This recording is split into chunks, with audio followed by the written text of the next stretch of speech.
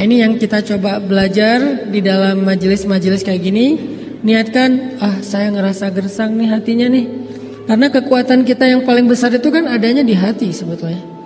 Apalagi kalau kita mau berakad dengan Allah, akadnya itu di sini, bukan di lisan.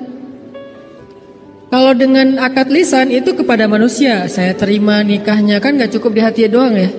Yang penting kan saya cinta, gak perlu akad, gak bisa. Kalau dengan manusia harus dengan lisan. Kenapa? Karena manusia gak tahu isi hati.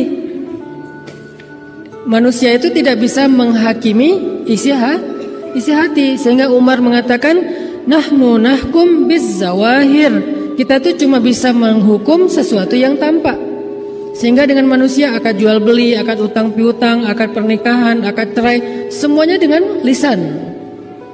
Kalau kita ceraikan, bukan kita. Kalau ada orang yang menceraikan istrinya dengan hati, sah nggak cerainya? Dalam hati, enggak, itu nggak jatuh talak sama sekali itu. Tapi begitu dengan lisan dia katakan, walaupun cuma bercanda atau marah, karena nggak ada orang yang bercerai tapi nggak marah kan ya. Ustadz, saya waktu itu ngomong talak itu dalam keadaan marah, Ustadz, emosi. Emang ada yang yang mentalak dalam keadaan bahagia? Kamu saya talak ya? Kan nggak gitu kan?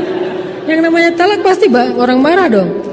Yang disebut marah nggak jatuh talak itu marah yang sampai hilang akal, dan kayaknya jarang ada yang marah kayak gitu. Jadi kalau udah dibilang talak dengan lisan atau kita pisah aja atau apalah yang senada, yang semakna, baru dia berlaku. Itu kalau ke manusia. Termasuk kalau kita mencintai seseorang, katakanlah kepada dia kan. Kan ada sahabat bilang, ya Rasul, saya cinta orang itu karena Allah. Kamu udah bilang belum ke dia? Belum. Bilang ke dia. Karena kalau kamu mencintai saudaramu, sampaikan kepada dia. Nanti supaya dia membalas. Ana uhibbuka fillah, ahabbakallahu bima ahbabtani fih. Kalau nggak ngerti bahasa Arabnya, Ustaz, aku cinta sama kamu, agak-agak gelo. Cuman kalau di Indonesia nggak budaya gitu ya, jadi agak-agak ngerasa gimana gitu. Kalau di Arab biasa aja sih, ngasih permen. Ana uhibbuka fillah, akhi, aku mencintaimu karena Allah. Benar-benar karena Allah. Kalau perlu kita bikin kayak make sure gitu ya. Allah, benar karena Allah. A-nya dipanjangin. Karena kalau A-nya panjang itunya artinya apakah. Kalau A-nya pendek itu huruf biasa. Benar karena Allah, Allah, benar karena Allah, benar. Sampai 3 kali. Maka kemudian Muaz bin Jabal mengatakan, saya pernah mendengar Rasulullah SAW bersabda, siapa yang saling mencintai di dunia karena Allah, nanti di akhirat mereka akan saling memberi pertolongan. Kalau ada yang duluan masuk surga, dia akan cari temannya yang saling mencintai di dunia karena Allah, untuk dia tolong supaya bareng-bareng masuk surga. Kenapa? Karena di dunia aja mereka nggak mau bahagia sendiri, pasti ingat temannya. Lagi makan ingat temannya, dia makan nggak ya? Kalau dia di rumahnya bagus, rumah temannya bocor, ingat rumah temannya, kasihan dia bocor kalau lagi hujan nih. Ingat di dunia aja, ingat apalagi di akhirat. Nah ini dengan manusia, lisan. Kalau dengan Allah nggak cukup lisan. Justru muamalah dengan Allah itu mainnya di sini. Muamalah dengan manusia di lisan. Dengan istri itu kita harus pintar-pintar membahagiakan hatinya dengan lisan. Kita harus pintar-pintar membahagiakan hatinya dengan kata-kata yang indah. Sehingga Nabi mengatakan qaulun ma'rufun shadaqah. Ucapan yang baik itu sedekah pahalanya. Jadi kita membahagiakan istri kita dengan ucapan yang baik, itu sedekah banget. Kita membahagiakan istri kita dengan dengan teks atau dengan WA yang romantis, itu membahagiakan dan itu sedekah berpahala di sisi Allah. Ini kalau manusia. Kalau Allah kadang-kadang nggak cukup. Kita bilang, ya Allah, saya mencintaimu, engkaulah segalanya dalam hidup saya nggak bisa hidup tanpamu, segala macam. Tapi nggak benar ucapan itu di hati, Allah tolak. Kalau manusia kok nerima? Karena dia nggak tahu isi hati. Dan dia tidak boleh menghakimi isi hati. Nih nggak jujur nih, dia nggak boleh ngomong kayak gitu. Karena nggak ada yang tahu isi hati orang itu kecuali Allah, kemudian dia. Sehingga kalau ada teman kita mengatakan sumpah, ya udah berarti selesai. Demi Allah selesai. Saya jujur kok, selesai. Nggak boleh kita nih ria atau apa segala macam. Nggak boleh menjudge isi hati orang lain. Ada yang posting di sosmed, lagi ngaji, kita ria nih, ini menjudge isi hati orang. Gimana kita tahu dia ria? Bisa aja sebaliknya, dia lagi syiar. Dia berharap dengan dia posting ngajinya bagus, orang lain jadi semangat untuk belajar membaca Al-Quran. Dan dia pengen dapat pahala dari man sanna sunnatan hasanah. Siapa yang mencontohkan satu contoh yang baik. Kita yang menghakimi isi hatinya dengan kata-kata ria, malah nambah-nambah dosa. Atau mentransfer pahala kita buat dia, kan rugi nih. Nah kalau ke Allah, Allah maha tahu. Wa asirru qawlakum aw jahru bih innahu alimun bidzatis sudur. Kalian sembunyikan kata-kata kalian atau kalian nyatakan, innahu alimun bidzatis sudur. Allah tahu banget lah isi hati kalian, kata Allah. Sehingga kalau kita cuman berucap ngegombal ke Allah tapi di hatinya tuh nggak jujur, Allah nolak gombal kita. Apa contoh gombal ke Allahnya?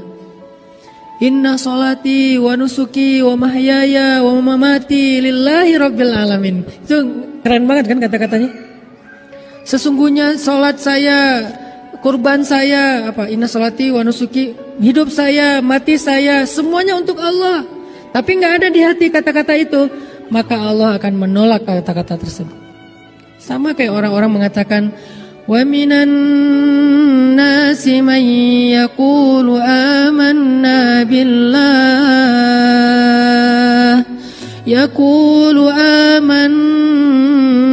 billahi wa bil yaumil akhir. Ada manusia, ada orang bilang kami beriman kepada Allah dan hari akhir. Terus Allah komen postingan mereka. Apa kata Allah?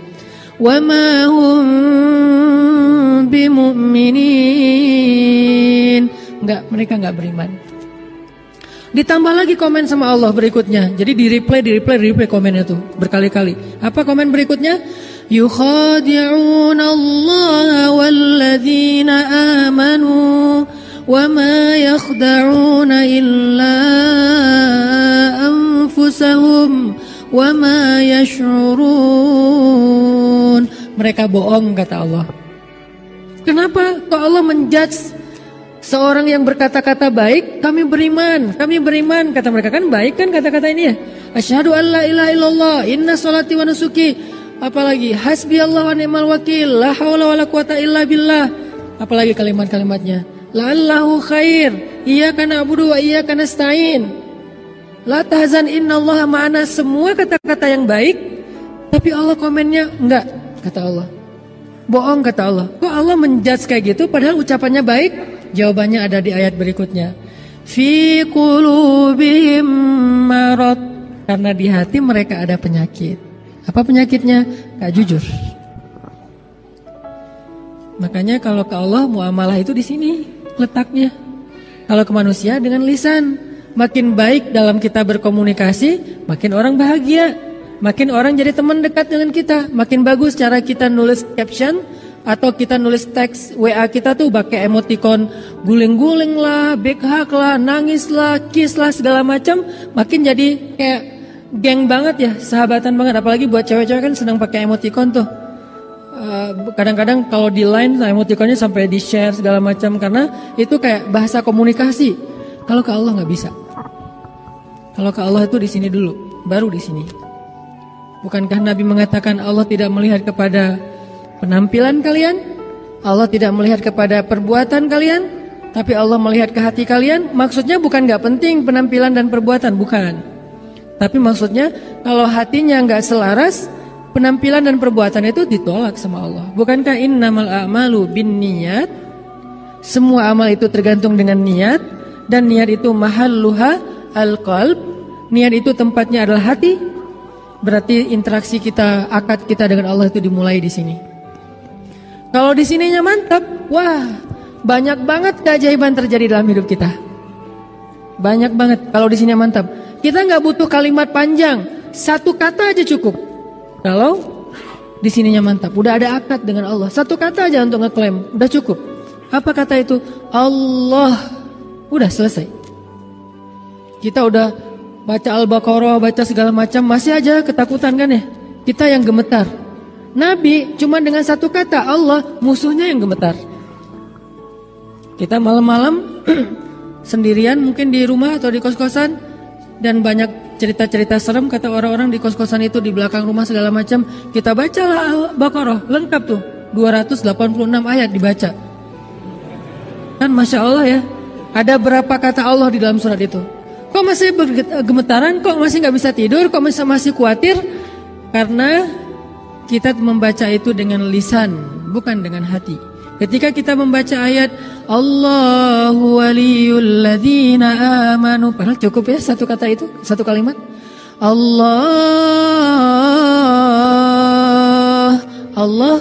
Allahu waliyul ladzina amanu, pelindung orang yang beriman. Kan selesai ini seharusnya. Allahu waliyul ladzina amanu. Ya udah, saya yakin selesai seharusnya. Udah tenang, tumanina, bisa tidur, sakinah. Padahal kan kata-katanya tuh udah mantep banget. Kenapa masih kurang? Di sininya belum. Kita baca Al-Mulk, kita baca Yasin, kita baca banyak surah di Al-Quran yang semuanya juga baik. Al-Kahfi. Kenapa kok nggak bisa bikin kita tenang ketika ada masalah? Lagi ada masalah galau berat nih, baca La tahzan innallaha ma'ana. Kita ulang-ulang. Lagi galau berat, baca Tabarakalladzi biyadihil mulku wa huwa ala kulli syai'in qadir. Kok masih galau? Karena lisan kita nggak klop dengan hati kita. Jadi nggak akan terjadi apa-apa dalam hidup kita. Kenapa nggak terjadi apa-apa? Karena kita nggak lagi bermuamalah dengan Allah. Kita lagi bermuamalah dengan orang atau dengan diri kita sendiri. Kalau kita pengen dapat pertolongan dengan Allah, pertolongan dari Allah, muamalahnya pakai ini. Bukan pakai ini doang. Kalau pakai ini, nggak usah panjang-panjang. Allah aja bisa selesai masalahnya. Kayak Nabi lagi ditodong senjata, benar-benar ditarik dikit aja. Itu kan pedang tajam banget tuh. Ditaruh di sininya Nabi atau mungkin di sininya. Wallahu alam, yang jelas di leher Nabi, taruh di sini, ditarik sedikit, itu langsung kayak kita motong ayam. Benar-benar langsung Nabi kegorok itu. Dan itu benar-benar gak ada yang melindungi Nabi di antara manusia. Dia bilang, siapa yang akan menyelamatkan kamu Muhammad sekarang? Teman-teman kamu, sahabat-sahabat kamu jauh. Nabi melihat ke arah dia dengan tenang dan hatinya mantap, mengatakan Allah. Langsung jatuh tuh pedang. Dia bukan megang pedang santai-santai gitu. Megangnya kan namanya juga mau gorok kan ya. Udah kayak orang megang samurai gitu kan, udah siap-siap nih mau ditarik. Begitu Nabi bilang Allah, gemetar sampai jatuh pedangnya. Kira-kira gemetarnya gimana tuh sampai pedangnya jatuh? Kan dahsyat banget kata-kata Nabi. Bisa nggak kita kayak gitu ke calon mertua? Terus anak saya dikasih makan siapa? Allah. Wah, beres. Kenapa nggak bisa malah kita yang tetap gemetaran? Nih, kita belum kuat hatinya. Sinyal hati kita tuh, sinyal iman kita tuh ke Allah belum terlalu mantap. Lahum darajatun 'inda rabbihim. Orang beriman itu bertingkat-tingkat. Jadi rasa di hati kita itu nggak sama. Ada yang kuat banget, ada yang biasa-biasa aja, ada yang sedikit, ada yang putus-putus. Sekali ada rasa, sekali enggak. Artinya sekali yakin, sekali ragu. Kalau sakitnya cuma sakit kayak panas doang, dia yakin Allah Maha Penyembuh. Giliran sakitnya lebih parah, dia mulai ragu kepada Allah. Kenapa yang tadi sembuh, yang enggak, yang ini enggak? Yang tadi yakin, yang ini ragu. Kenapa kalau misalnya yang sakit kepala dia bisa sembuh? Karena kalau sakit kepala ringan, dia yakin sama Allah Maha Penyembuh, jadi sembuh. Giliran sakitnya agak parah, dia ragu sama Allah Maha Penyembuh, makanya gak sembuh-sembuh. Ada tuh Ustadz, dia orangnya saya yakin orangnya beriman banget, tapi kok gak sembuh-sembuh? Nah, nanti ada jawaban lain. Yang jelas gak ada iman yang sia-sia. Gak ada iman yang sia-sia. Iman itu sekecil zarrah aja nilainya lebih daripada langit dan bumi. Bukankah Nabi banyak banget hadis tentang mengatakan satu amal yang lebih baik daripada bumi dan seisinya? Atau langit dan bumi kan?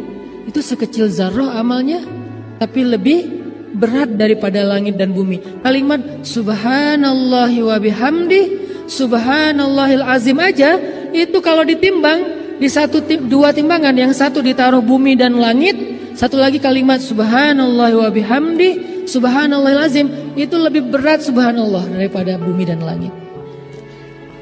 Iman sesepele itu coba. Belum kalimat yang panjang, yang satu surat Al-Quran yang kayak gimana panjang lebar. Cuman kata-kata yang singkat.